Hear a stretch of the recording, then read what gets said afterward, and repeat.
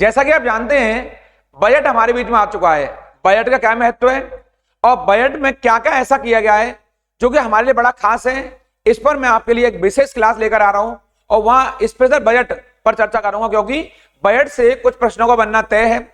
इसके अलावा आज के इस मॉक टेस्ट सेकंड में आपसे कुछ विशेष प्रश्नों पर चर्चा करूंगा, आपसे मुगलों के ऊपर, मॉडर्न हिस्ट्री के ऊपर, कुछ पॉलिटी से, कुछ ज्योग्राफी से और कुछ यूपी विशेष से कई सारे प्रश्नों पर चर्चा कर रहा हूं। आपको मैं लेके चलूंगा आपके, ये मैंने बताया 38 प्रश्नों का बना पक्का है, यहां से पक्के पक्के पक्के यानी ये क्वेश्चन आपसे बन रहे हैं और आपका यही पढ़ाई की पंचायत पर यहां इस प्लेटफॉर्म पर मैं बात कर रहा हूं आपसे। हमारा ये मॉक टेस्ट सेकंड है आपका। आप सभी विद्यार्थी गणों का बहुत बहुत स्वागत आपके चाहते यूट्यूब चैनल करियर प्लस पर बीआर सर के साथ। आप सबको प्रणाम, नमस्कार, जय हिंद। आप सभी लोग दोनों हाथ जोड़कर अपनी मां के चरणों में प्रणाम करेंगे। ये सेशन बहुत खास इसलिए है कि मैंने जो आपके लिए प्रश्न निकाले हैं वो बहुत खास हैं आपके लिए, क्योंकि वो प्रश्न इस प्रकार के हैं, क्योंकि आप देख रहे हो यहां पर मैंने कुछ क्वेश्चन मौर्य साम्राज्य से निकाले शुरुआत इतिहास से, क्योंकि 38 क्वेश्चनों की श्रृंखला है। उसमें इतिहास का बड़ा हिस्सा है, मॉडर्न हिस्ट्री का भी, इतिहास का और पॉलिटी, ज्योग्राफी और इको और करंट अफेयर का एक बड़ा हिस्सा रहेगा, जो मैं अभी अगले आने वाले मॉक टेस्टों में क्रम से चर्चा करूंगा। ये आपकी स्क्रीन के ऊपर दिखाई दे रहा है मौर्य समाज का 7 वर्गों में, ये 7 है, ये गलती 7 हो गया है, यहां पर कर लेंगे सही इसको। मौर्य समाज का 7 वर्गों में विभाजन का विशेष रूप से उल्लेख किया गया है। आखिर हमें ये कहां से चर्चा मिलती है कि मौर्य समाज 7 वर्गों में बटा हुआ था? क्या इसकी जानकारी कौटिल्य के अर्थशास्त्र में मिलती है, या अशोक के शिलालेखों से मिलती है, या पुराणों से मिलती है, या मेगास्थनीज की पुस्तक है कौन सी, इंडिका, इससे मिलती है? आप जानते हैं मौर्यकालीन समाज, हमारा जो समाज है प्राचीन काल में वो 4 वर्गों में विभाजित रहा है। आप जानते हैं 4 वर्गों मतलब हमारा ब्राह्मणों से, क्षत्रियों से, वैश्यों से और शूद्रों से, यानी हमारा समाज वर्ण व्यवस्था में आधारित रहा। प्रारंभिक दिनों में चाहे वो इंडस वैली हो, वहां वर्ण व्यवस्था का उल्लेख नहीं मिलता है।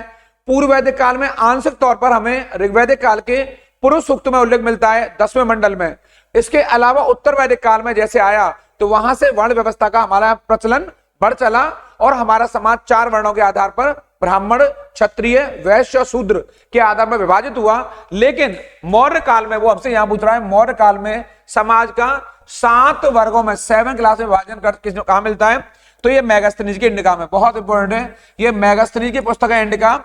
और मेगास्थनीज संबंध कहां से है? यूनान से। ये यूनान का है, बहुत महत्वपूर्ण आपके यूनान का दार्शनिक भी था, और ये यहां पर राजदूत के तौर पर चंद्रगुप्त मौर्य के राज दरबार में रहा है। कौन? मेगास्थनीज चंद्रगुप्त मौर्य के राज दरबार में बतौर राजदूत रहा है, सेल्यूकस निकेटर का। ये इसके बारे में आगे चर्चा करूंगा।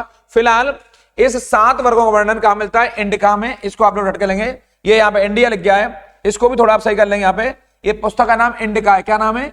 ये इंडिका है, इसको भी आप लोग नोट डाउन करेंगे। इंडिका के अंदर ये मेगास्थनीज की बहुत महत्वपूर्ण पुस्तक है और मौर्य वंश के संदर्भ में ये बहुत इंपॉर्टेंट जानकारी देती है। इस क्रम में हम आगे चलेंगे। हमारा दूसरा प्रश्न है पेरिप्लस ऑफ द इरिथ्रियन सी। ये जो हमारा दिखाई दे रहा है आपको यहाँ पर, पेरिप्लस ऑफ द इरिथ्रियन, ये इरिथ्रियन बोलते हैं इसको, इरिथ्रियन, यहां से इरिथ्रियन सी, ये पुस्तक है आपके। ये पुस्तक आखिर किसने लिखी है? क्या टेसियस ने लिखी है, या पिल्ली ने, या टॉलमी ने, या शॉप ने? तो इसकी बहुत महत्वपूर्ण आपके इंफॉर्मेशन आपके यहां से है, शॉप से। ये अलेक्जेंडर का एक विद्वान रहा, ऐसी मान्यता है कि अलेक्जेंडर का एक विद्वान है यहां से, यानी ये अलेक्जेंडर का जो व्यक्ति है शॉप, इसने इस पुस्तक को लिखा है। और इस पुस्तक से भारत और रोम के मध्य होने वाले व्यापार की बहुत महत्वपूर्ण जानकारी मिलती है, विशेष तौर पर आयात और निर्यात की। ये बहुत बहुत महत्वपूर्ण पुस्तक है, यानी प्रथम शताब्दी के आसपास ये पुस्तक है। और आपको जानना चाहिए कुछ विद्वानों ने यह भी लिखा है, अगर आपके एग्जाम में यह आया था कि इस पुस्तक का लेखक अज्ञात है, क्योंकि कोई ये यूनानी लेखक है। कौन है ये कोई यूनानी लेखक है। बहुत से क्वेश्चनों में दिया हुआ है कि इसका लेखक अज्ञात है, ये भी सही मिला हुआ है। लेकिन अगर नाम दे दिया है, चूंकि ये शॉप को भी इसका आपके लेखक माना गया है, लेकिन अगर यहां आया था ये सांप नहीं होता, शॉप नहीं होता है इस पुस्तक का लेखक को अज्ञात है, तो इसका उत्तर अज्ञात भी सही हो जाता, क्योंकि कुछ विद्वानों ने माना है इसका लेखक अज्ञात है, सारे विद्वानों ने इसे नहीं माना है। इसलिए आप बताएंगे पेरिप्लस ऑफ द एरिथ्रियन सी भारत और रोमन साम्राज्य, कौन सा? भारत और, मैं लिखा है रोमन साम्राज्य, रोमन माने इटली, रोमन साम्राज्य की महत्वपूर्ण जानकारी मिलती है इस पुस्तक से। किससे? पेरिप्लस ऑफ द एरिथ्रियन सी से। इसको रट के जाएंगे और यहां आपको बताना है, दिया हुआ नाम दिया हुआ है, तो कुछ विद्वानों ने सौंप को माना है इसका लेखक, तो आप भी सौंप बताएंगे। अगर सौंप नहीं होता तो इसका आंसर हो जाता यूनानी अज्ञात लेखक। हमारा तीसरा क्वेश्चन है, वह स्रोत जिसमें पाटलिपुत्र के प्रशासन का वर्णन हुआ। ध्यान देंगे, पाटलिपुत्र के प्रशासन का वर्णन किसमें हुआ है? दिव्यावदान में, अर्थशास्त्र में, इंडिका में, या ये आपका अशोक के शिलालेखों से। आपको जानना चाहिए पाटलिपुत्र का प्रशासन का उल्लेख हमें इंडिका से मिलता है। किससे मिलता है? इंडिका से मिलता है। ये किसकी है पुस्तक है? ये मेगास्थनीज की पुस्तक है, अभी मैंने बताया आपको। ये आपके मेगास्थनी यूनानी राजदूत है, इसकी पुस्तक है, बहुत महत्वपूर्ण। और इसके अंदर बताया गया है कि यहां पर एक 5-5 सदस्यों वाली 6 समितियां थी। कितनी थी? एक 6 समितियां थी, इसको अंडरलाइन कर लेंगे, नोट डाउन करेंगे यहां से। 6 समितियां थी, यानी कि ये आपके 6 समितियां हैं। इसका मतलब हुआ कुल 30 सदस्य हो गए। कितने सदस्य हो गए आपके? कुल 30 सदस्य हो गए आपके यहाँ पर ये वाले।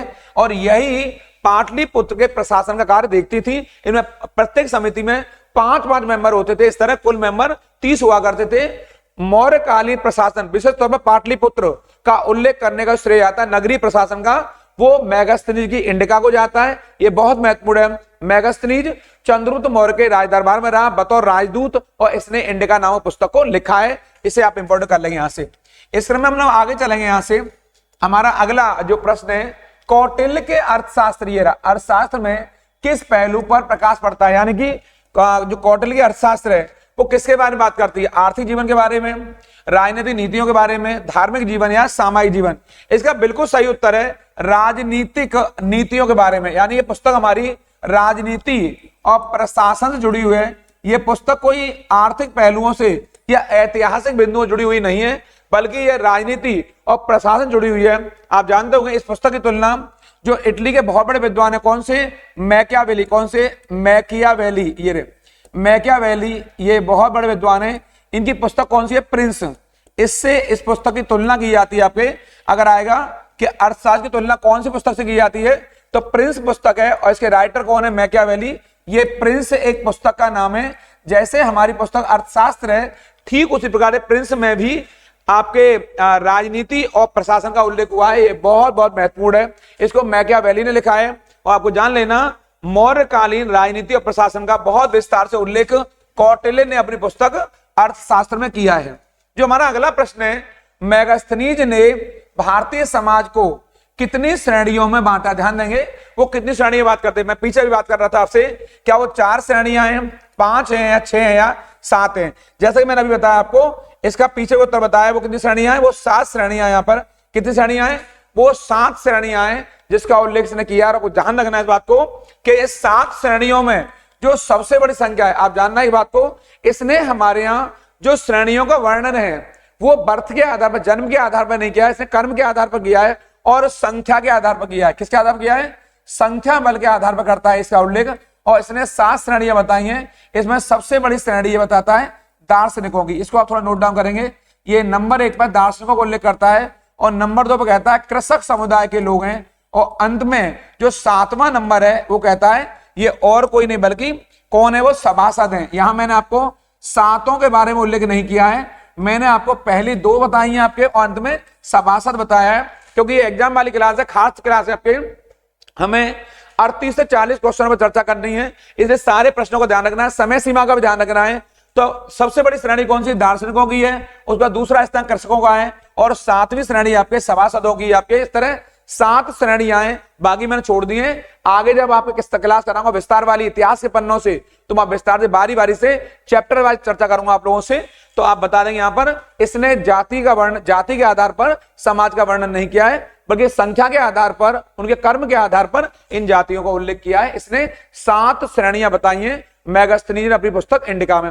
इस चैनल को आपने सब्सक्राइब नहीं किया है, जल्दी सब्सक्राइब करिए, लाइक शेयर कमेंट करना बिल्कुल नहीं भूलेंगे। और जहां तक डिजिटल माध्यम से कहीं तक पहुंचा सकते हैं इसको, सारे वीडियो को फैलाइए, चाहे फेसबुक हो, इंस्टाग्राम हो या व्हाट्सएप हो, जहां तक आप भेज सकते हैं तेजी से इसको भेजिए, अपने मिलने वालों को भेजिए, अपने मित्रों को भेजिए, अपने जो भी जानकार है वहां भेजिए, ताकि ये सारे क्वेश्चन उन बच्चों तक पहुंच सकें। भ्रामक जानकारी से, अधूरी जानकारी से बचें, उन चीजों को पढ़ें जो कि पहले से आपके कहीं ना कहीं स्थापित हैं, उन लोगों से पढ़ें जो कि अपने आप को प्रूफ कर चुके हैं। इसलिए ये क्वेश्चन है, ये सारे प्रूफ्ड क्वेश्चन है, ये क्वेश्चन एग्जाम में पहले भी आ चुके हैं और दोबारा भी आएंगे, इसलिए एक भी प्रश्न ना बचे जो आप लिखे नहीं। इस क्रम में हमारा जो अगला छठवां क्वेश्चन है वो ये है, उस स्रोत का नाम बतलाएं जो प्राचीन भारत के व्यापारिक मार्गों पर मौन है। मौन मान होता है शांत है, चुप है, जो जानकारी नहीं देता है। कौन स्रोत है? क्या संगम साहित्य है, या मिलिंद पन्नो है, या जातक कहानियां हैं, या उपरव सभी, या क्या तीनों? वो कह रहा है कि तीनों सही हैं कि हमें उस स्रोत के बारे में जो प्राचीन भारत के व्यापारिक मार्गों पर कोई जानकारी नहीं देता है। तो इसके बारे में बताएंगे आपको। वो ग्रंथ और कोई नहीं बल्कि मिलिंद पन्नो। कौन सा है? मिलिंद पन्नो है। आपको जानना चाहिए इस मिलिंद पन्नो को नागसेन ने लिखा। किसने लिखा है? ये नागसेन द्वारा। ये कौन है? ये बौद्ध भिक्षु हैं। कौन है ये बौद्ध भिक्षु हैं, बहुत बड़े संत रहे हैं आपके, बौद्ध भिक्षु हैं बहुत बड़े ये। और इन्होंने इसे कौन सी भाषा में? पाली भाषा में। कौन सी भाषा में? ये पाली भाषा में लिखा हुआ ग्रंथ है। और इसी पुस्तक से कहीं ना कहीं जो हिंद यवन शासक है, कौन? हिंद यवन शासक है, क्या नाम है उसका? मेनांडर है। क्या नाम है? मेनांडर।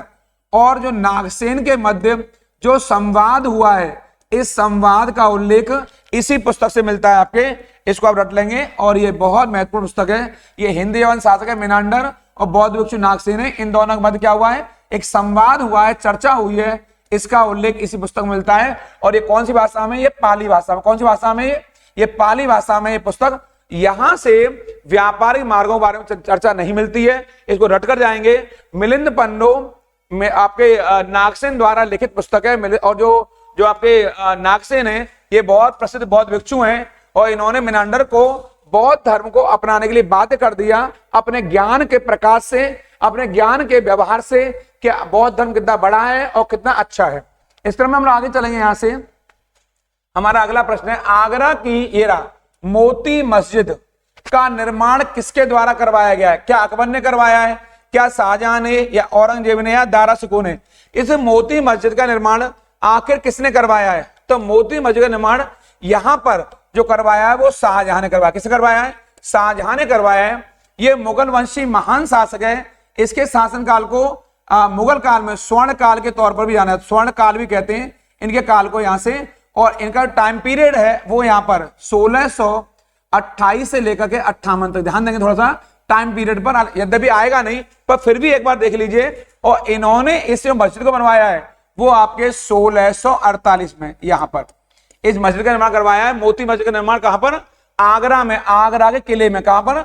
आगरा के किले में। ये ध्यान देंगे आपके आगरा फोर्ट में। यहां पर इस आपके इसे बोलते हैं हम लोग आपके पर्ल मॉस्क्यू बोलते हैं। क्या बोलते हैं? पर्ल मॉस्क्यू बोलते हैं इसको, पर्ल मॉस्क्यू भी बोलते हैं इसको, यानी कि मोती मस्जिद अंग्रेजी में बोलते हैं पर्ल मॉस्क्यू। इसको भी देख लेंगे आप लोग जो है मोती मस्जिद। इसके बाद एक मोती मस्जिद और है, वो कहां बनी हुई है? वो दिल्ली के लाल किले में बनी हुई है। उसका निर्माण औरंगजेब ने करवाया। दोबारा बोल रहा हूं, एक मोती मस्जिद और है, वो दिल्ली के फोर्ट में बनी हुई है, दिल्ली के लाल किले में बनी हुई है। उसका निर्माण औरंगजेब ने करवाया है। और ये आगरा फोर्ट में बनी हुई है, इसका निर्माण शाहजहां ने करवाया 1648 वर्ष 1648 में। ये आपके एग्जाम के लिए इंपॉर्टेंट है, इसको लिख लेंगे। दो मोती मस्जिदें, आगरा वाली आएगी तो शाहजहां मारेंगे और दिल्ली वाली आएगी तो औरंगजेब मारेंगे। ये दोनों मुगल वंश के बड़े शासक रहे हैं। इनके बारे में हम लोग आगे भी चर्चा करते रहेंगे। अगला हमारा प्रश्न है यहाँ पर, जो डेटा बुक है हमारी, इनमें जानवरों, वनस्पतियों और कवकों की दुर्लभ लुप्तप्राय प्रजातियों के बारे में बहुत सारे दस्तावेज मिलते हैं। ये एक राजकीय दस्तावेज है। ये कैसी बुक है आपके? क्या येलो बुक है, व्हाइट है, रेड है, या ब्लू है? ये हमारी बुक और कोई नहीं बल्कि ये रेड डाटा बुक है। कैसी है? ये रेड डाटा बुक है आपके। और इस बुक का डेवलपमेंट जो हुआ है हमारे यहाँ पर भारत में, इसमें 5 बुकें अब तक छप चुकी हैं। कितनी छप चुकी हैं? 5 बुकें अब तक छप चुकी हैं इसमें आपके जो है। और जो पहली बुक है वो आपके स्तनधारियों पर है। किस पर है? ये स्तनधारियों पर है आपके, स्तनधारी यानी कि मैमल्स पर है पहली बुक है जो आपके। और जो 5वीं बुक है वो वनस्पति और पशुओं पर आधारित है, वाली वनस्पतियों पर। वनस्पति यहाँ पर आपके इस पर दे रखी है आपके, इसमें पशु पक्षी भी हैं आपके, इसमें पक्षी के बारे में इसमें दे रखे आपके अंतिम बुक में आपके, बहुत महत्वपूर्ण है आपके। और ये 5 बुकें हैं। और इस बुक का जो डेवलपमेंट हुआ है, पहली बार बुक आई है, वो बुक हमारे यहाँ पहली बार 1 जनवरी 1972 को। कब आई है? 1 जनवरी को। यहाँ पर 1 जनवरी पहली बार 1972 को ये बुक है, ये रेड डाटा बुक का पहली बार जो प्रचलन हुआ है दुनिया में वो 1972 में हुआ है। बड़ी महत्वपूर्ण है आपके रेड डाटा बुक है, 1 जनवरी 1972 को हुआ है। इस क्रम में हम आगे चलेंगे आप लोग, इसमें ध्यान रखना रेड डाटा बुक में विलुप्त प्रजातियों, विलुप्त माने जो गायब हो चली हैं, विलुप्त प्रजातियां हैं, पशु पक्षी हैं, वनस्पतियां जो लुप्त होने के कगार पर हैं, लुप्त हो चुकी हैं, इन सब का उल्लेख आपके इसी रेड डाटा बुक में मिलता है।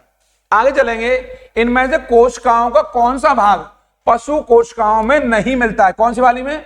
पशु कोशिकाओं में नहीं मिलता है। केंद्रक में, कोशिका द्रव्य साइटोप्लाज्म बोलते हैं, कोशिका भित्ति में या फिर कोशिका झिल्ली में। तो इसका सही उत्तर आपको दिखाई दे रहा है यहाँ पर कोशिका भित्ति में। किसमें? कोशिका भित्ति में, ये वाला कोशिका भित्ति में पशु कोशिकाएं नहीं होती हैं, इसको आप याद रख लेंगे। कोशिका भित्ति को आपके इसे बोलते हैं शेल वॉल। क्या बोलते हैं? इसी को शेल वॉल भी कहा जाता है, इसको कोशिका भित्ति को, यहां से इसको आप यहां से रख के जाएंगे आपके। इस समय हमारा अगला 10वां क्वेश्चन है आपके ये, इनमें से किस जाति यानी स्पीसीज में बाह्य निषेचन होता है? बाहरी निषेचन कौन सी वो जाति है, कौन सी वो स्पीसीज है जिसमें आपके बाह्य निषेचन पाया जाता है? कौन सी वो स्पीसीज है? जाति कहिए या प्रजाति भी कह सकते हैं इसको हम लोग, आपके ऐसे भी बोलते हैं, आपको प्रजाति भी कहते हैं। क्या मुर्गी है, बिल्ली है, मेंढक है या सांप है? तो आपको जानना चाहिए बाह्य निषेचन आपके मेंढक में पाया जाता है। किसमें पाया जाता है? मेंढक में। मेंढक आपके कैसा जीव है? उभयचरी है। कैसा है? उभयचरी में होता है वे जीव जो जल और थल दोनों में रहते हैं, जल और थल दोनों पर रहते हैं, इन्हें आपके उभयचरी कहते हैं। इन्हीं को एम्फीबियन भी कहते हैं, इन्हीं को एम्फीबियन भी कहते हैं अंग्रेजी में ऐसे जीवों को। आपको जानना चाहिए इसमें मेंढक के अलावा, मेंढक तो है ही, और बहुत सारे जीव हैं, जैसे टोडो भी आता है, टोडो भी इसी वर्ग का जीव है, इनमें बाह्य निषेचन होता है। इसके अलावा जो मत्स्य वर्ग है, कौन सा? जो मत्स्य वर्ग है, मत्स्य यानी जो मछली वर्ग है आपके, कौन सा वर्ग है? जो मछली वर्ग है, ये मछली वर्ग, इसमें भी निषेचन बाहरी होता है, बाह्य निषेचन पाया जाता है, बाहरी निषेचन पाया जाता है इनमें आपके, इसको रट लेंगे यहां से। यानी कि मेंढक के अलावा मछलियों में भी जो निषेचन की क्रिया होती है वो बाहरी होती है, बाहरी तौर पर, आउटर तौर पर ये निषेचन करते हैं आपके, और इन्हीं को, इसको मेंढक को एम्फीबियन वर्ग में शामिल किया जाता है। और उभयचरी में मैंने बताया जल थल दोनों में रहते हैं आपके यहाँ से, और मैंने बताया मेंढक के अलावा टोडो भी उभयचरी वर्ग में आते हैं। और जो बाहरी निषेचन है ये इस उभयचरी के अलावा यानी एम्फीबियन के अलावा पिसीज माने मछली वर्ग में भी ये पाया जाता है। इस क्रम में हम लोग आगे चलेंगे, जो बड़ा महत्वपूर्ण हमारे लिए आपके, मानवों में आवाज द्वारा उत्पादित होता है। कहां से आवाज निकलती है? क्या कंठ से? या कंठ का मतलब यहां से हमारा, ये कंठ को अंग्रेजी में लैरिंग्स बोलते हैं। क्या बोलते हैं? लैरिंग्स। या हमारा ये श्वास नली है, यहां से, फेफड़े से या मुंह से। तो आपको जानना चाहिए मानव जो आवाज आती है वो कंठ से होती है। कहां से होती है? कंठ से। यानी मैं भी आपके सामने जो बोल रहा हूं, कंठ को दबा दूं यहां से हल्का सा, तो आवाज मेरी थोड़ी कम हो जाएगी, और जोर से दबा दूं तो हमेशा ही आवाज चली जाएगी आपके। यानी कि जो आवाज है उस आवाज का सूचक कौन है? कंठ है, और इस कंठ को लैरिंग्स भी कहते हैं। यानी हमारी आवाज है वो कंठ यानी गले से निकलती है, इसी को लैरिंग्स भी कहा जाता है। इस क्रम में हमारा अगला प्रश्न है यहां से, कौन सी मृदा, मृदा माने मिट्टी, कपास की खेती के लिए बहुत महत्वपूर्ण है? लेटेराइट, जलोढ़, काली और लाल। ये बहुत आसान है, इसका उत्तर देखते ही बच्चों के माइंड में आ गया होगा। वो काली मिट्टी है। कौन सी? काली मिट्टी है, यानी ब्लैक सॉइल है। कैसी है? वो ब्लैक सॉइल है आपके, काली मिट्टी है आपके, जो कि आपके इसके लिए जानी जाती है। इसी को कपासीय मिट्टी कहा जाता है। क्या कहता है? कपासीय मिट्टी भी कहते हैं। और जो बच्चे हमारे नए बैठे हुए हैं, इसका एक लोकल नाम है कौन सा? रेगुड़ मिट्टी। कौन सा? इसे रेगुड़ मिट्टी कहते हैं, ये इसका लोकल नेम है, स्थानीय नाम है आपके यहाँ से। और सबसे ज्यादा जो काली मृदा है वो महाराष्ट्र में पाई जाती है। कहां पाई जाती है? सबसे ज्यादा भारत में काली मिट्टी महाराष्ट्र में पाई जाती है। उसके बाद दूसरा स्थान जो है वो गुजरात का। किसका है? गुजरात का है। सबसे ज्यादा नंबर 1 आएगा अगर आपके, तो महाराष्ट्र मारेंगे काली मिट्टी में, नंबर 1 पर ही आएगा, और नंबर 2 पर गुजरात मारेंगे यहां से। और इस काली मिट्टी को लोकल तौर पर क्या कहते हैं? रेगुड़ मिट्टी। क्या कहते हैं? रेगुड़ मिट्टी भी कहा जाता है। रटकर जाएंगे, काली मिट्टी का एक अन्य नाम स्थानीय रेगुड़ मिट्टी भी है। रेगुड़ कहिए या REGUR, ये कपास की खेती के लिए बहुत अच्छी मानी जाती है। कॉटन के लिए इसको कॉटन सॉइल भी कहा जाता है। इनमें से कौन सा जानवर है जो भारत में स्थानिक या स्थानिक प्रजाति, यानी वे जानवर जो केवल एक ही भौगोलिक क्षेत्र में रहते हैं, उदाहरण नहीं है? यानी कि इनमें से कौन सा है जो स्थानिक नहीं? पहली बात तो है लोकल, लोकलिटी माने होता है स्थानिक प्रजाति, यानी वे जीव जो केवल एक ही भौगोलिक क्षेत्र में रहते हैं उन्हें कहते हैं स्थानिक। तो इनमें से कौन सा है? जो स्थानिक नहीं है, यानी कि वो उनके अलावा नहीं रह सकते, आप सब जगह रह सकते हैं आपके। एक सिंगी गैंडा, ये आपका जानते हैं असम में पाया जाता है, कहां पे, काजीरंगा में। जो बंगाल टाइगर है बंगाल में पाया जाता है मूल रूप से। मिथुन है, ये भी एक गो जाति है आपके। और गाय, ये वाला आपका गाय है, यहाँ पर गाय ये आपके सब स्थानों पर रह लेती है, अर्थात गाय आपका स्थानिक पशु का उदाहरण नहीं है, क्योंकि गाय हर स्थान पर भारत में हर राज्य में पाई जाती है, हर स्थान पर रह लेती है आपके। लेकिन ये जीव ऐसे हैं जो स्थान विशेष में रहते हैं। और ये मिथुन जो जीव है आपके, ये गो जाति है, पशु है। ये मूलतः भारत जैसे क्षेत्र में भी मिलता है, ये बांग्लादेश में भी मिलता है आपके, ये चीन में भी मिलता है आपके, यहाँ से आपके ये म्यांमार में भी पाया जाता है आपके, ऐसे ये देशों में मिलता है आपके। यानी भारत है, बांग्लादेश है, चीन है, म्यांमार है, यहाँ पाया जाता है। ये गो जातीय पशु है आपका, कौन सा, मिथुन आपके। और मिथुन का जो मांस होता है बड़ा कोमल माना जाता है, बड़ा अच्छा माना जाता है, बड़े पैमाने पर मिथुन के मांस को खाया जाता है। ये जीव है, जानवर है आपके यहाँ से। और लेकिन यहां पर अगर आएगा कौन सा आपके जानवर है जो कि स्थानिक का उदाहरण नहीं है, वो कौन सा है, वो गाय है। क्योंकि गाय सब स्थानों पर, सब राज्यों में, सब जगह रह लेती है, इसके लिए कोई स्थान विशेष की आवश्यकता नहीं होती है। गाय को भारत में माता के तौर पर, मां के तौर पर जाना जाता है। और गाय का दूध जो होता है वो हमारे यहाँ मां के समान होता है, मां हमारी पवित्र होती है। यहाँ पर भी भारत का सबसे बड़ा बॉक्साइट, क्या एक क्वेश्चन है, भारत का सबसे बड़ा बॉक्साइट उत्पादक राज्य कौन सा है। बॉक्साइट कह रहा है आपसे वो, यहाँ पर क्या उड़ीसा है, यूपी है, तमिलनाडु है, मध्य प्रदेश है। तो इसका सही उत्तर क्या है, इसका सही उत्तर है आपका उड़ीसा। बॉक्साइट का सबसे ज्यादा उत्पादन उड़ीसा में होता है। और आप जानते हैं बॉक्साइट एल्यूमिनियम का, किसका, एल्यूमिनियम का सबसे बड़ा स्रोत है, किसका, एल्यूमिनियम का। और हमारे यहाँ बड़ा प्लांट इसका लगा हुआ है आपके उड़ीसा में, लगा हुआ है आपके। और उड़ीसा में नालको का बहुत बड़ा प्लांट है, किसका, नालको का, नेशनल एल्यूमिनियम कंपनी नालको का बहुत बड़ा प्लांट है। इसके अलावा बाल्को का प्लांट है छत्तीसगढ़ में आपके। ऐसे बहुत सारे प्लांट है आपके, ये उड़ीसा में लगा हुआ है। तो ये आपको बॉक्साइट का उत्पादन में नंबर 1 पर कौन सा है, उड़ीसा है। और आपको बता दिया मैंने नालको कंपनी है। अगर बॉक्साइट नहीं होगा तो एल्यूमिनियम का उत्पादन नहीं होगा, यानी कि एल्यूमिनियम का कच्चा स्रोत यदि कोई है तो बॉक्साइट है। और भारत में सबसे ज्यादा बॉक्साइट का उत्पादन आपके उड़ीसा में होता है। ऐसे हमारे बहुत सारे पूछा जाता है, सोना कहाँ होता है, चांदी कहाँ होता है, तांबा कहाँ होता है, इन पर भी मैं चर्चा आपसे आगे करूंगा। लेकिन फिलहाल एक क्वेश्चन आंसर सीरीज चल रही है हमारी, मॉक टेस्ट सेकंड चल रहा है, एग्जाम वाली क्लास चल रही है, बहुत इंपॉर्टेंट है। चैनल को सब्सक्राइब जरूर करेंगे, ऐसा नहीं देख के छोड़ देंगे। लाइक शेयर कमेंट करना बिल्कुल नहीं भूलेंगे। लगातार कमेंट करते रहिए, मुझे सुझाव भेजते रहिए, सलाह देते रहिए कि और मैं आपके लिए बेहतर क्या कर सकता हूं। और मुझे इस चैनल को लाइक जरूर करिए आपके, ताकि चैनल आगे आगे बढ़ सके, ग्रोथ कर सके आपकी। अगला हमारा प्रश्न है यहाँ पर, किस प्रकार का कोयला ये रहा उच्चतम गुणवत्ता वाला होता है, बेस्ट होता है, लिग्नाइट होता है, पीट होता है, बिटुमिनस होता है या एंथ्रासाइट। आपको जानना चाहिए जो सबसे अच्छा जो कोयला होता है वो एंथ्रासाइट होता है। कौन सा होता है, वो एंथ्रासाइट होता है आपके। और सबसे घटिया जो कोयला होता है वो पीट होता है, ये घटिया है, ये सबसे घटिया किस्म का होता है आपके। और सबसे जो बेस्ट होता है आपके, तो वो हमसे बेस्ट पूछ रहा है यहाँ पर, सबसे अच्छा पूछ रहा है, तो सही उत्तर क्या होगा, इसका डी होगा। और सबसे घटिया अगर आता, ये घटिया कौन सा सबसे, तो कौन सा होता है, ये इसका आंसर पीट हो जाता। तो यहाँ उत्तर क्या है, यहाँ उत्तर है एंथ्रासाइट। जिस कोयले में कार्बन की जितनी ज्यादा मात्रा पाई जाएगी, किसका की मात्रा पाई जाएगी, कार्बन की मात्रा, वो कोयला उतना ही ज्यादा अच्छा होता है। उसकी बर्निंग पावर, उसकी दहन शक्ति उतनी ही ज्यादा अच्छी होती है। अगर इस कोयले को हाथ में लिया जाए तो हाथ हमारा काला नहीं होता है, बल्कि ये पक्का कोयला होता है, काला रंग नहीं छोड़ता है, जबकि इसमें कार्बन की मात्रा सबसे ज्यादा पाई जाती है। तो एंथ्रासाइट सबसे अच्छा कोयला होता है।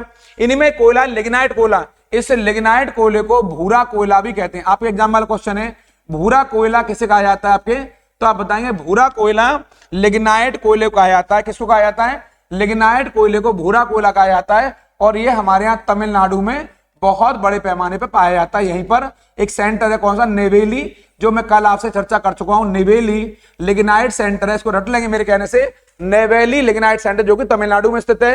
ये लिग्नाइट कोयले के लिए विशेष तौर पर जाना जाता है। इस क्रम में हम लोग आगे चलेंगे यहां से।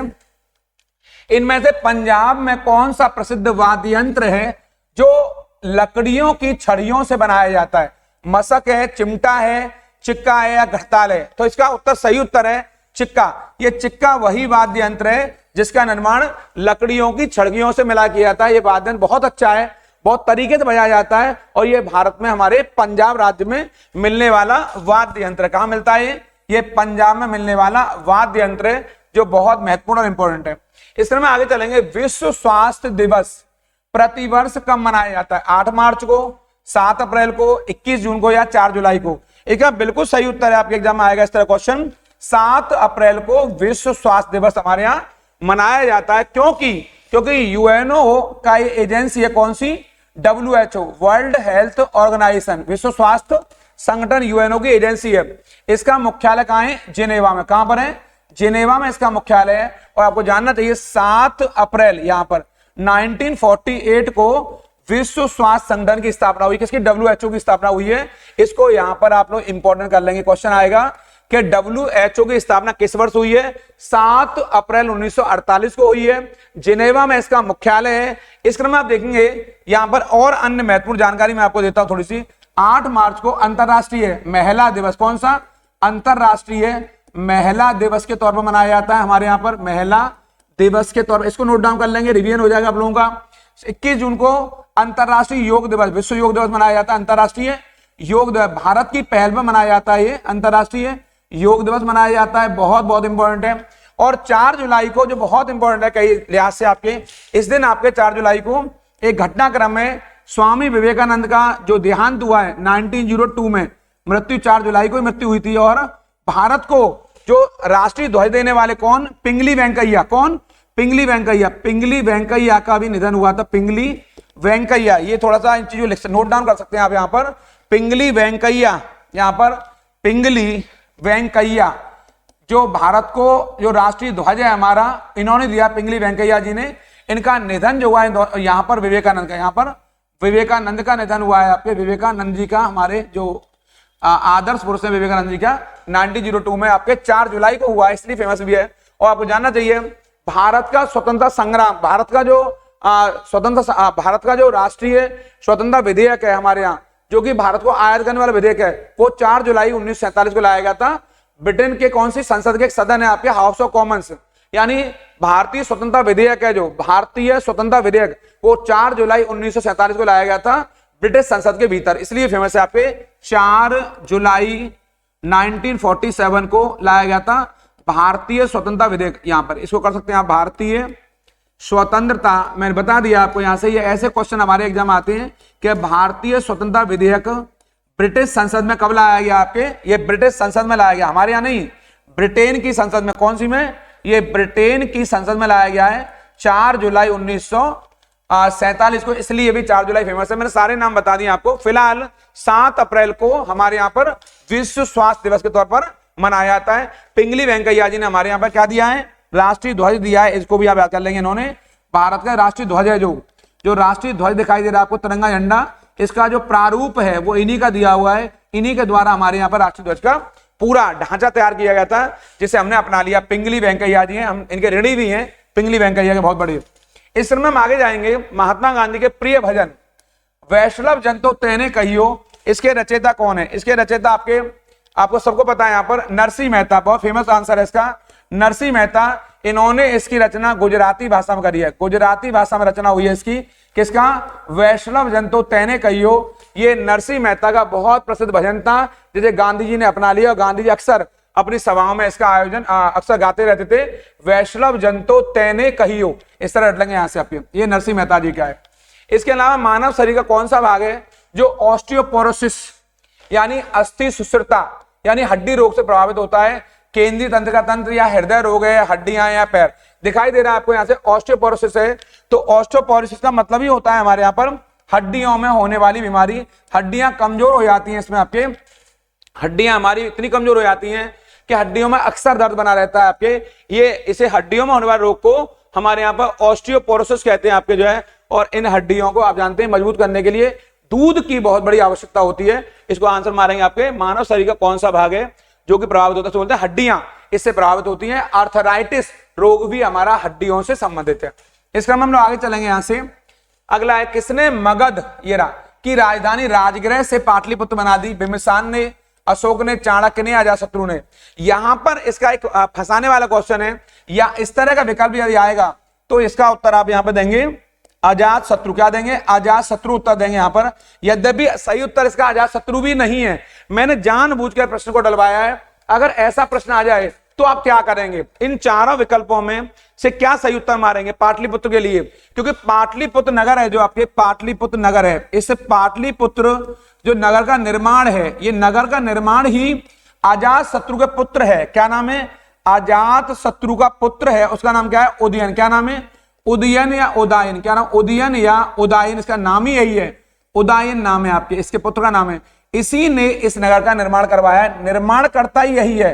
तो जब निर्माण ही नहीं हुआ इसका तो फिर यह बन कैसे गया, तो उदायन ने ही इसे राजधानी बनाया अपने, बाद में मगध की राजधानी बनाने वाला भी यही था। पहले नगर का निर्माण करवाया, बाद में इसी ने इसकी राजधानी बना दिया। लेकिन यहां पे उदायन का नामो निशान नहीं है, उदयन नहीं है, लेकिन अजात शत्रु का ये वंशज है, अजात शत्रु का ये अंश है, क्योंकि अजात शत्रु नहीं होता तो उदयन कहां से आता। इसलिए ऐसे विकल्प यदि आएंगे तो नियर, नजदीक वाला आंसर देंगे, यानी अजात शत्रु का पुत्र कौन है, उदयन है, इसलिए इसका सही उत्तर क्या माना जाएगा, अजात शत्रु माना जाएगा। इसको मैंने जानबूझ कर डलवाया है, मैं चाहता तो हटाकर इसको उदयन करवा देता, लेकिन मैंने नहीं करवाया है, क्योंकि ऐसे प्रश्न जब आते हैं फंसाने वाले तो नजदीक वाला उत्तर हमारा सही हो जाता है, तो अजात शत्रु कर देंगे।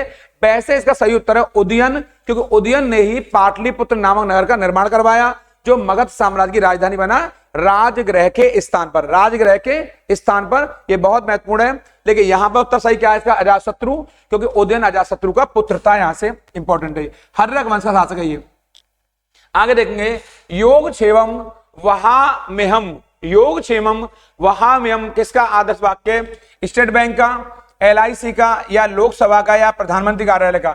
आपको जानना चाहिए हर किसी का एक अपना आदर्श वाक्य, लोगो वाक्य होता है आपके। ये हमारा LIC का आदर्श वाक्य रट लेंगे। लाइफ इंश्योरेंस वाला ये कॉर्पोरेशन हमारे भारतीय जीवन बीमा निगम भारत का सबसे बड़ा उपक्रम है बीमा के मामले में, सरकारी क्षेत्र का। और एक जो हमारी स्टेट बैंक है बहुत महत्वपूर्ण है, विद यू ऑल द वे, इनका कर लेंगे यहां पर, with you all the way, with you, यहां से विद यू ऑल द वे, इसको भी थोड़ा देख लें, ऑल द वे, ये हमारे किसका है, ये हमारे SBI का। अगर करना चाहें आप लोग जो है कि SBI का कौन सा वाक्य है, तो कहेंगे हमने कई वाक्य हैं इसके, SBI कई वाक्य हैं, ये बड़ा फेमस है, with you all the way, हर कदम आपके साथ, प्योर बैंकिंग नथिंग एल्स, ऐसा भी आता है ये वाला, प्योर बैंकिंग नथिंग एल्स, ये वाला भी इसका है, प्योर बैंकिंग, ये भी इन्हीं का SBI का, नथिंग एल्स, ये भी आप कर सकते हैं यहां पर, नथिंग एल्स यानी बैंक के अलावा और कुछ नहीं, बैंक के अलावा और कोई, प्योर बैंकिंग नथिंग एल्स, ये भी आपका SBI का आदर्श वाक्य। दो बताए मैंने आपको, विद यू ऑल द वे, एक तो ये बताया SBI का, एक बताया प्योर बैंकिंग नथिंग एल्स, ये भी SBI का है। और अगर आएगा LIC का तो इसका मैंने उत्तर बता दिया, LIC का क्या है आपके, योग क्षेमम वहाम्यहम, आपके ये इसका आदर्श वाक्य। अगला है, भारत और श्रीलंका को कौन सा जलडमरू यानी कि जल संधि, कौन सी वो जल संधि है जो दोनों को अलग करती है, जल संधि वो कौन सी है, इसी को अंग्रेजी में स्ट्रेट कहते हैं। क्या कहते हैं इसको अंग्रेजी में, इसे अंग्रेजी में स्ट्रेट कहते हैं। थोड़ा देख लेंगे आप लोग, जो हमारे बच्चे इंग्लिश मीडियम के, मन्नारी खाड़ी या अकाबा या मैक्सिको या पाक जलडमरू मध्य, तो इसका सही उत्तर है आपके यहाँ पर पाक स्ट्रेट, यानी पाक की खाड़ी भारत और श्रीलंका को अलग करती है। आपको जानना चाहिए भारत का कौन सा राज्य है, तमिलनाडु, भारत का कौन सा राज्य है, तमिलनाडु है। और श्रीलंका का कौन सा क्षेत्र है जो इससे अलग हो जाता है आपके, वो है आपके जाफना प्रायद्वीप, कौन सा, जाफना प्रायद्वीप है, और ये अलग हो जाता है। ये तमिलनाडु हमें लिख दिया आप, शॉर्ट में बता दिया थोड़ा सा, तमिलनाडु इन दोनों को अलग करता है। अगर क्षेत्रों का नाम आएगा तो, और वैसे आएगा तो बताएंगे भारत और श्रीलंका को अलग करता है कौन, आपके पाक स्टेट। आपको जानना चाहिए इस पाक स्टेट का जो नाम पड़ा है वो एक व्यक्ति के नाम पर पड़ा है, पाक नाम के व्यक्ति थे, पाक नाम के व्यक्ति ही थे, इन्हीं के नाम पर इसका नाम पड़ा है पाक स्टेट। और पाक स्टेट भारत और श्रीलंका को अलग करता है, ये बहुत महत्वपूर्ण है। और भारत का तमिलनाडु और श्रीलंका का कौन सा, जाफना प्रायद्वीपीय क्षेत्र, इन दोनों को ही अलग करता है। वैसे क्वेश्चन आएगा, पाक की जो पाक स्टेट है ये भारत पाकिस्तान को अलग नहीं करता है, देखने में ये पाक लग रहा पाकिस्तान वाला, पर ये पाकिस्तान वाला नहीं है, ये भारत और श्रीलंका को आपस में अलग करता है यहां से। इस क्रम में हमारा अगला क्वेश्चन है, 1662 में पुर्तगाल के राजा ने इंग्लैंड के चार्ल्स द्वितीय येरा को कौन से भारतीय तटीय शहर को दहेज में, काई में, ये दहेज में दे दिया, आपके दहेज स्वरूप दे दिया है। तो ये आपका उपहार में दिया है, दहेज स्वरूप दिया, गिफ्ट में दिया है, ये गिफ्ट है, ये कुछ भी कर सकते हैं आपके राजा को गिफ्ट ही दे सकता है, वो शहर देगा, देश देगा, जितना बड़ा आदमी उतना बड़ा क्षेत्र।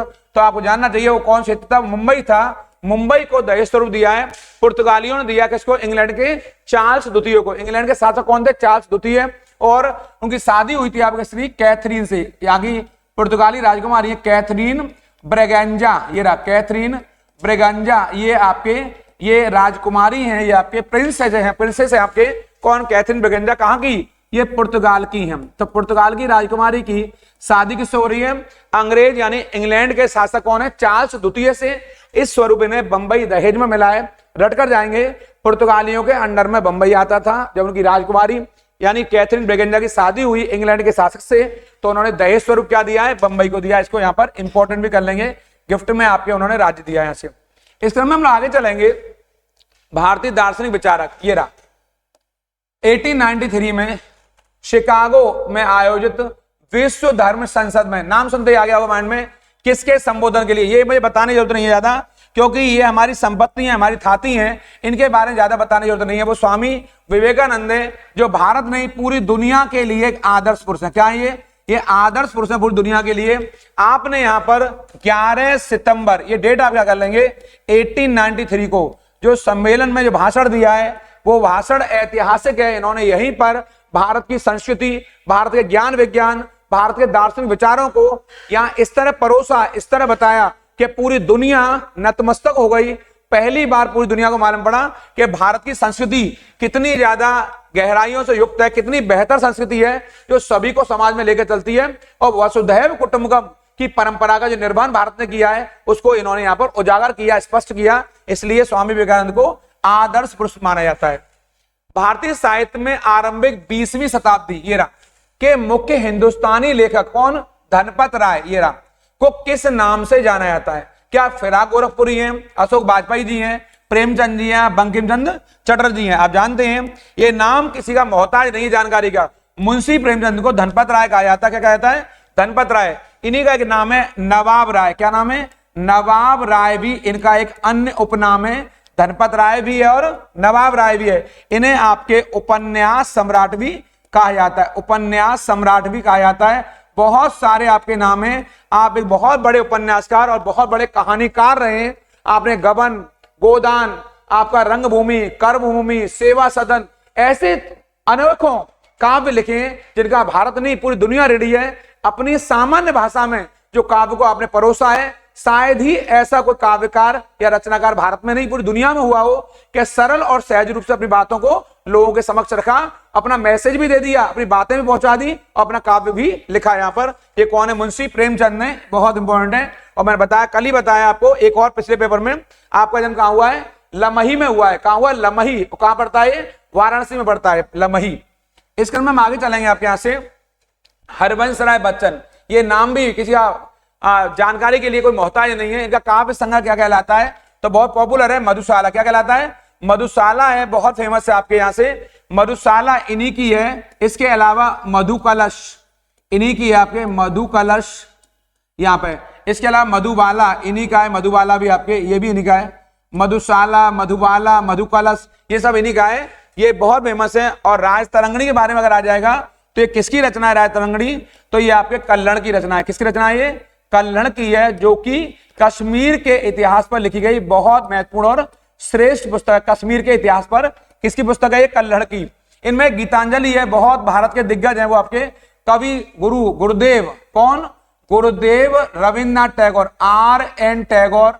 ये बहुत महत्वपूर्ण है। इसी के लिए रविन्द्रनाथ टैगोर जी को वर्ष 1913 में क्या मिला है? नोबल अवार्ड मिला। क्या मिला है? नोबल अवार्ड मिला है इनको साहित्य के क्षेत्र में। क्या के क्षेत्र में? साहित्य के क्षेत्र में वर्ष 1913 में। ये भारत के ही नहीं बल्कि एशिया के भी पहले ये ऐसे व्यक्ति रहे जिन्हें नोबल के पुरस्कार से सम्मानित किया गया। किस क्षेत्र के लिए? साहित्य के क्षेत्र के लिए। वर्ष 1913 में, इसको याद कर लेंगे। एशिया में भी ये पहले हैं नोबल पुरस्कार लेने वाले। कौन? गुरुदेव रविन्द्रनाथ टैगोर, जिन्हें गीतांजलि के अवार्ड मिला। लेकिन यहां पर हरवंश राय बच्चन है, इसका उत्तर क्या होगा? मधुशाला। और बताया मैंने मधु कलश, मधुबाला, ये सब हरवंश राय जी की पुस्तक है। हरवंश राय बच्चन भारत के बहुत बड़े विद्वान रहे। इन्हें हालावाद का बहुत बड़ा कवि माना जाता है। किसका? हालावाद का बहुत बड़ा कवि माना जाता है। हालावाद का, इसके बारे में मैं कभी मौका मिलेगा आपको तो विस्तार से बताऊंगा हालावाद क्या होता है, हालावाद का संबंध किन विषयों से होता है। फिलहाल आप इसको कर लेंगे मधुशाला। यहाँ पर इस क्रम में हम आगे चलेंगे। इनमें किस रचना की प्रथम विश्व युद्ध के दौरान अविभाजित भारतीय सेना के सैनिकों की स्मृति में बनाया गया है? कौन सा? वो यहां पर है, गेटवे ऑफ इंडिया है, इंडिया गेट है, बुलंद दरवाजा या लाहौरी गेट, लाल किले का ये वाला। तो क्या सही उत्तर दिखाई दे रहा है आपको? ये और कोई नहीं बल्कि ये इंडिया गेट है। कौन सा है? इंडिया गेट है। ये प्रथम विश्व युद्ध के दौरान जो हमारे जवान जो शहीद हुए ब्रिटिश सरकार की ओर से लड़ रहे थे 1914 से 18 तक, ये प्रथम विश्व युद्ध लड़ा गया। इनकी स्मृति में ये बनवाया गया क्या? India Gate. और आपके मन में आ रहा होगा जो गेटवे ऑफ इंडिया ये वाला, आखिर गेटवे ऑफ इंडिया किसकी स्मृति में? आपके, तो इसको भी थोड़ा याद कर लेंगे। ये आपके ब्रिटेन के सम्राट हमारे यहाँ वर्ष 1911 में जब बंबई पहुंचे, यहाँ पे कहां पहुंचे? बंबई पहुंचे, तो वहीं पर इनकी स्मृति में याद के लिए गेटवे ऑफ इंडिया का निर्माण करवाया गया। जॉर्ज पंचम, कौन? जॉर्ज पंचम अपनी प्रिय पत्नी, क्या नाम है उनका? मैरी, मैरी नाम है, मैरी के साथ वो जब आए आपके, तो वो यहां जब पहुंचे भारत तो उनका बड़ा भारी स्वागत हुआ। और जब ये पहुंचे बंबई तो इन्हीं की स्मृति में गेटवे ऑफ इंडिया का निर्माण हुआ। और गेटवे ऑफ इंडिया कहां है? आपके बंबई में। इसे बॉम्बे भी कहते हैं, आपके आज का मुंबई है और उस समय का ये आपके बॉम्बे था। यहीं पर गेटवे ऑफ इंडिया का निर्माण हुआ है। और इंडिया गेट का निर्माण हुआ है वो किसकी याद में? प्रथम विश्व युद्ध के याद में, जो दौरान जो भारतीय सैनिक शहीद हुए उनकी स्मृति में इसको इंडिया गेट को बनाया गया। दिल्ली में है, तो अगर इंडिया गेट आएगा, इंडिया गेट है ये इंडिया गेट है। कौन सा है? इंडिया गेट है, ये आपके दिल्ली में है इंडिया गेट। आपके ये बात ध्यान देंगे इस बात पे। और जो गेटवे ऑफ इंडिया है ये आपके मुंबई में, यहां ध्यान देंगे।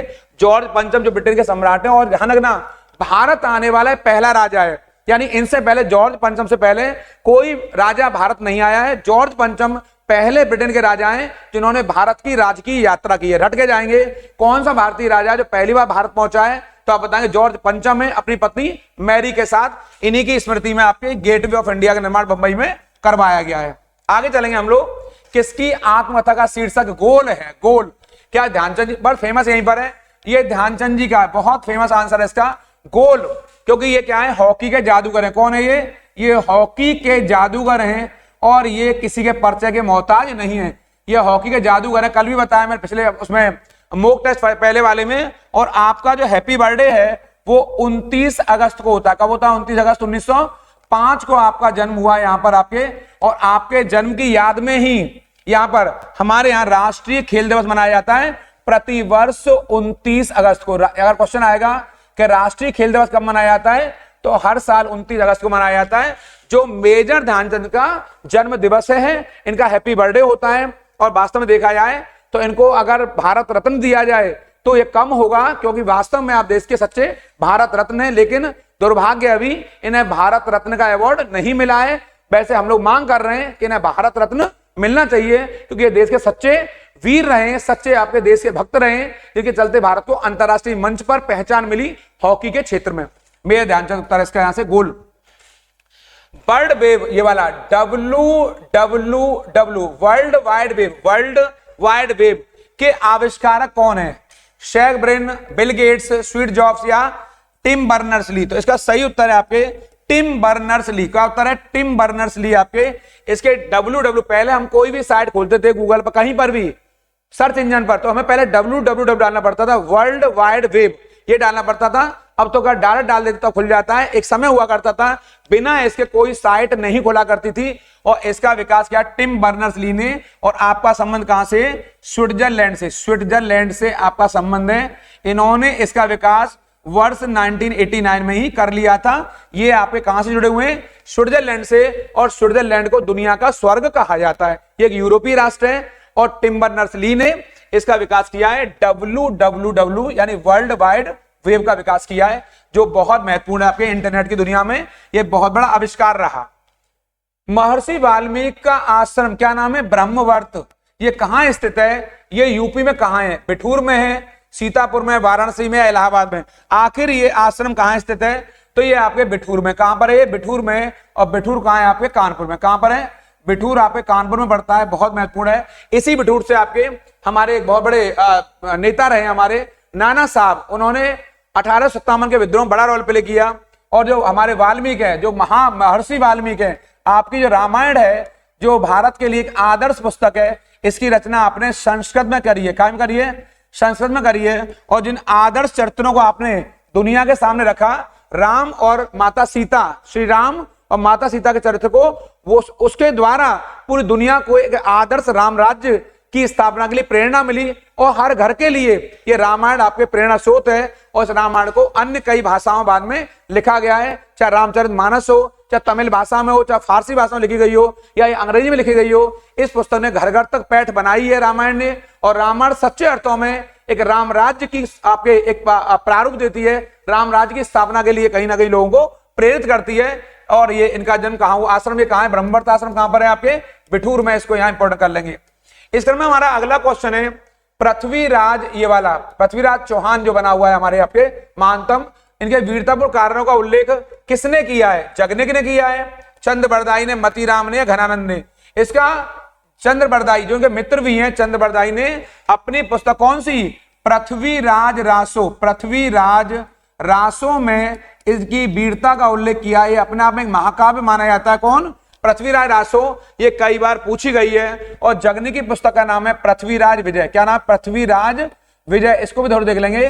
पृथ्वीराज विजय एक किसकी पुस्तक है, ये जगनिक की है। इसको भी नोट डाउन कर लेंगे। लेकिन जो पृथ्वीराज चौहान की वीरतापूर्ण कार्यों का जो उल्लेख किया है वो चंद्रबरदाई ने किया। इसका उत्तर ये सही है। और जगनी की पुस्तक का नाम है पृथ्वीराज विजय। इसको भी देख लेंगे यहां से। और इसका उत्तर है चंद्रबरदाई।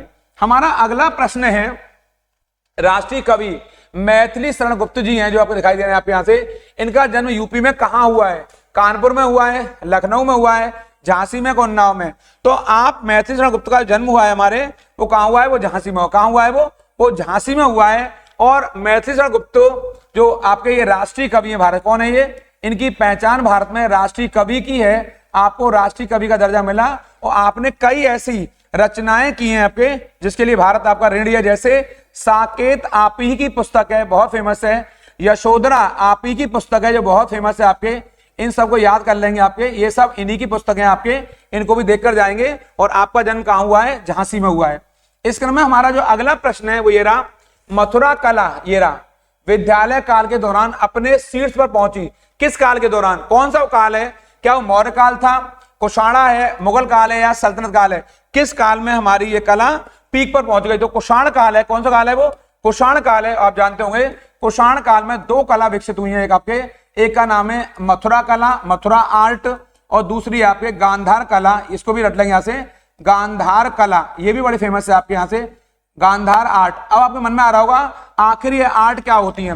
तो इनमें महात्मा बुद्ध की, किसकी, महात्मा बुद्ध की जो मूर्तियां बनाई गई हैं, इनमें आपके इन्हीं को बोलते हैं मथुरा कला या गांधार कला। इसमें महात्मा बुद्ध की मूर्तियों का निर्माण किया गया आपके। और ये कुषाण काल में पीक पर पहुंची। कुषाण काल में विशेष तौर पर सम्राट अशोकन, सम्राट कनिष्क, थोड़ा सा सही कर लेंगे, सम्राट कनिष्क जो कि कुषाण वंश के महानतम शासक हैं, इन्हीं के शासनकाल में मथुरा कला और गांधार कला का बड़ा विकास हुआ। और कनिष्क के चलते बौद्ध धर्म का प्रचार प्रसार बड़े पैमाने पर हुआ, क्योंकि कनिष्क बौद्ध धर्म का अनुयायी था। मैं फिर कहूंगा, इस चैनल को अभी तक सब्सक्राइब नहीं किया है, जल्दी सब्सक्राइब करिए, लाइक शेयर कमेंट करना बिल्कुल ना भूलिए। जरूर कमेंट करिए और लाइक तो जरूर करिए आपके, क्योंकि एग्जाम वाले प्रश्न में लिखा है 38 क्वेश्चन आपके पक्के हैं। करंट अफेयर पर भी और चर्चा करने वाला हूं, साइंस के विशेष क्वेश्चन लेकर आ रहा हूं, यूपी स्पेशल क्वेश्चन आपके लिए बहुत जल्दी डालने वाला हूं। ये सब प्रश्न आपको बहुत जल्दी मिलने वाले हैं, इसलिए जल्दी से सब्सक्राइब कर लीजिए अगर अभी तक नहीं किया है तो इस चैनल को आप लोगों ने। इस क्रम में हम आगे जाएंगे। गुप्त काल का टेराकोटा, पक्की मिट्टी की जो ईंटों से भितरगांव का जो मंदिर है, कौन सा भितरगांव का मंदिर है, ये कहां है यूपी में, भितरगांव का मंदिर। क्या चित्रकूट में है, कानपुर में, गोरखपुर में या वाराणसी में। जो भितरगांव का मंदिर है आखिर ये कहां है आपके, तो ये कानपुर में। कहां पर है ये कानपुर में। गुप्त काल का ये बहुत महत्वपूर्ण मंदिर है। जब मैं इतिहास के पन्नों से चैप्टर बाय चैप्टर आपको पढ़ाऊंगा, सिंधु घाटी सभ्यता, वैदिक सभ्यता, महाजनपद काल, बौद्ध काल, जैन काल, शैव, भागवत धर्म, शाक्त काल, इनके बारे में पढ़ाऊंगा। उसके बाद गुप्तों के बारे में पढ़ाऊंगा, मौर्यों के बारे में पढ़ाऊंगा, कुषाणों के बारे में, इंडो ग्रीक, ये सब जो पढ़ाऊंगा आपके, तो वहां प्राचीन काल के ये सब वर्णन विस्तार से आएंगे। भितरगांव का मंदिर की विशेषता ये है कि ईंटों से निर्मित है, ईंटों से बना हुआ है ये मंदिर आपका, और ये कानपुर में बना हुआ मंदिर है। इसको आप रटकर जाएंगे, क्या नाम है इसका, भितरगांव का मंदिर, जो कि ईंटों से निर्मित है यूपी के। इस क्रम में हम आगे जाएंगे। वाराणसी के विश्वनाथ मंदिर जो बहुत फेमस है इस समय आपके, कुछ ज्यादा ही चर्चाओं में, ये कहां है, तो इसका निर्माण किसने करवाया, अहिल्याबाई जी ने, हरीश चंद्र या रानोजी सिंधिया या मोरोपंत पिंगल ने। तो इसका सही उत्तर आप बताएंगे। इसका निर्माण करवाया है रानी अहिल्याबाई ने। ये होलकर कौन है आपके? होलकर रानी है आपके। होलकर रानी है कहां की? इंदौर की। कहां की? ये इंदौर की होलकर रानी है। और इनका बड़ा रुझान रहा है आपके रानी अहिल्याबाई जी का। और अहिल्याबाई के प्रयासों को चलते ही भगवान जो हमारे विश्वनाथ हैं यानी भोले बाबा, इनका निर्माण हुआ कहां पर? और वर्तमान में हमारे यहाँ विश्वनाथ कॉरिडोर जो बनाया गया है बहुत फेमस है। और ये कहां पर स्थित है आपके? ये वाराणसी में, यूपी के। बहुत बड़ा कॉरिडोर बना है और इसका निर्माण जो होलकर रानी है, क्या नाम है? रानी अहिल्याबाई, इन्होंने ही इसका निर्माण करवाया है विश्वनाथ मंदिर का। उत्तर प्रदेश के लोकायुक्त, ये रहा लोकायुक्त, मैं पीछे चर्चा कर चुका हूं आपके। भ्रष्टाचार विरोधी प्राधिकरण के पद पर सरित कब हुए? ये देख रहे हो यहाँ पे 1950, 1965, 1975 या 1977। मैं पुनः बता रहा हूं आपको, इसका सही उत्तर है आपके 1975। यहाँ पर 1975 यानी हमारे यहाँ पर भ्रष्टाचार को रोक लगाने के लिए लोकायुक्त पद का सृजन हुआ है। इस पर चर्चा मैं पीछे कर चुका हूं। जो बच्चे मुझे अभी देख रहे हैं या सुन रहे हैं, उनकी जानकारी लिए बता देता हूं। अपने पिछले वीडियो में इन पर मैं चर्चा कर चुका हूं। पिछले वीडियो पर लगातार यूट्यूब पर देखते रहेंगे, मेरा प्ले लिस्ट में देख लीजिए आप लोग। स्ट्रेटेजी के वाला पार्ट, हिस्ट्री वाला पार्ट, पॉलिटी वाला पार्ट, इको वाला पार्ट, भले कम बताया है लेकिन बहुत ही कारगर है। पुरस्कार वाले पार्ट को छोड़कर नहीं जाएंगे। पुरस्कार सम्मान समारोह, स्ट्रेटेजी के बहुत सारे पहलू हैं जिन पर मैं विस्तार से चर्चा कर चुका हूं। वाद्य यंत्रों पर, राजधानियों पर, मुद्राओं पर, विरासत स्थलों पर, यूएनओ के बारे में, बहुत सारी आसियान, सार्क, बहुत सारी संस्थाएं, G4, G8, आपका क्वाड, आपका G20, इनको मैं बता चुका हूं। पिछले वीडियो को जरूर देख लेंगे क्योंकि उनके आधार पर ही आपका यूपी के ये 38 प्रश्न पक्के होंगे, रटकर जाएंगे। लगातार निगाह बना के रखिए, इसलिए कह रहा हूं पिछले वीडियो को देखते रहिए। जब भी समय मिले 10 मिनट, 20 मिनट, आधा घंटा उनको जरूर देखिए। इसका जो उत्तर है 1975 है। और भारत में लोकायुक्त को क्या कहते हैं? लोकपाल कहते हैं। ये आपके भारत में होता है लोकपाल। इस तरह हम आगे चलेंगे। फर्रुखाबाद में गंगा नदी के किनारे मुगल घाट बना हुआ है। इसका निर्माण कौन से बादशाह ने करवाया है? क्या अकबर ने करवाया है, औरंगजेब ने करवाया है, या शाहजहां ने करवाया, जहांगीर ने करवाया है? तो फर्रुखाबाद में गंगा नदी किनारे जो आपका बना हुआ है, ये घाट बना हुआ, क्या नाम है इसका? मुगल घाट। इसका निर्माण आपके औरंगजेब ने करवाया। किसे करवाया है? औरंगजेब ने इसका निर्माण करवाया आपके यहां से। यानी जो गंगा नदी तट पर फर्रुखाबाद शहर है, वहां एक बहुत बड़ा मुगल घाट है। इसका निर्माण मुगल वंश के शासक किसने करवाया? औरंगजेब ने। और इसका टाइम पीरियड 1658 से लेकर 1707 तक रहा है। करीब 50 वर्ष तक, 49 ईयर्स तक इसने शासन किया है। 49 वर्ष तक शासन करने वाला व्यक्ति है। ये धर्मांध व्यक्ति था, कट्टर शासक है मुगल वंश का, और इसी ने आपके मुगल घाट का निर्माण करवाया है। इस श्रृंखला का हमारा मॉक टेस्ट का अंतिम क्वेश्चन है, जो लास्ट क्वेश्चन 38वां प्रश्न है, वो आपकी स्क्रीन में दिखाई दे रहा है सामने। किस लोक नृत्य का आयोजन बुंदेलखंड क्षेत्र में फसल कटाई के दौरान किया जाता है? क्या किस समय किया जाता है? फसल कटाई के समय किया जाता है। क्या कर्मा नृत्य है, या आपका छोलिया नृत्य है, चरकोला है, या शहरा नृत्य है? तो आपको जानना चाहिए, पिछले वीडियो में मैं सारे नृत्यों पर चर्चा कर चुका हूं। ये बुंदेलखंड का बहुत फेमस नृत्य है शेरा। कौन सा? ये शहरा नृत्य है। ये शहरा नृत्य बुंदेलखंड क्षेत्र में आपके फसल कटाई के अवसर पर किया जाता है। मैं बता दूंगा, बुंदेलखंड में झांसी, ललितपुर, आपका जो बांदा है, महोबा है, आपका ये सारे क्षेत्र आपके बुंदेलखंड में आते हैं। झांसी, ललितपुर, आपका बांदा, महोबा, ये सारे क्षेत्र बुंदेलखंड में यहाँ पर ये शहरा नृत्य किया जाता है फसल कटाई के अवसर पर। फिर कहूंगा चैनल को सब्सक्राइब जरूर कर लीजिए, लाइक शेयर कमेंट करना बिल्कुल नहीं भूलेंगे। मॉक टेस्ट 3 जल्दी लेकर आने वाला हूं और आपके लिए बजट पर विशेष चर्चा करने वाला हूं। बजट के वो मामले, वो पहलू जो अब तक किसी ने अन्य प्लेटफॉर्म पर नहीं बताए होंगे, उन सारे पहलुओं पर मैं बहुत चर्चा करने वाला हूं आपसे अपने अगले वीडियो में। इसलिए बजट को जरूर देखेंगे, बजट के पहलुओं को जरूर देख के जाएंगे। भले ही वो अंतरिम बजट है, लेकिन उसको देखकर जरूर जाएंगे। उन लोगों का जरूर ख्याल रखिए जो आपका ख्याल रखते हैं। प्रणाम, नमस्कार।